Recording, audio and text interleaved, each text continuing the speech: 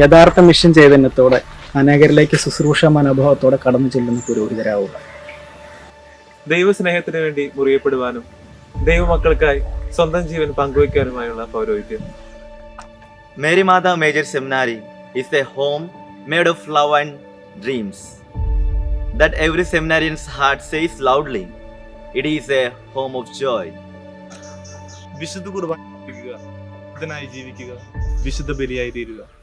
അമ്മയെ പോലെ എന്നെ മടിയിൽ ഉയർത്തി 3.5 വർഷത്തോളം വളർത്തിയതാണ് എൻ്റെ മേരി മാത മേജർ സെമിനാരി.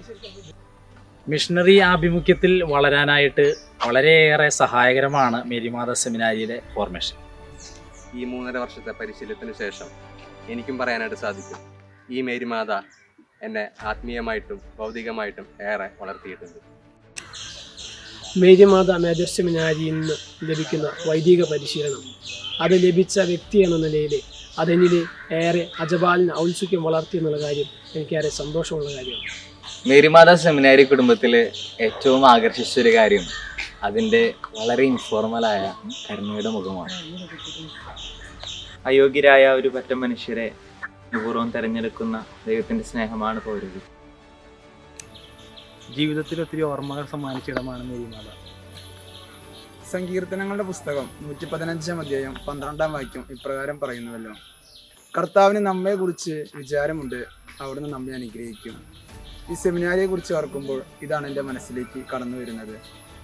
കാരണം എൻ്റെ വീട് പോലെ തന്നെയാണ് എനിക്ക് ഈ ഒരു ഭവനം എന്നും അനുഭവവേദ്യമായിട്ടുള്ളത്.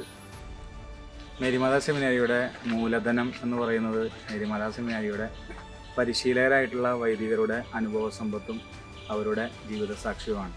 എല്ലാവരോടും സൗമ്യതയോടെയും ഈശോയുടെ സ്നേഹത്തോടെയും പെരുമാറുന്ന വൈദികരാകാനായിട്ടാണ് ഈ സെമിനാരി ഞങ്ങളെ പരിശീലിപ്പിച്ചിട്ടുള്ളത്.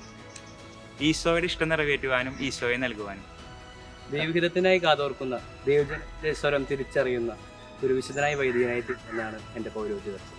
നെഞ്ചിടിപ്പ് നിലയ്ക്കും വരെ ചങ്കിടിപ്പായി ഹൃദയത്തോട് അലിഞ്ഞു ചേർന്ന ഇടം. പുരോഹിതനായ അഭിഷിക്തനായി ഇടവകയിലേക്ക് ചെന്ന് കഴിയുമ്പോൾ എന്താണ് ചെയ്യേണ്ടത് എന്നതിനെക്കുറിച്ച് നല്ലൊരു ഉത്തരമാണ് എനിക്ക് ഡീക്കൺ മിനിസ്റ്ററിലൂടെ ലഭിച്ചത്.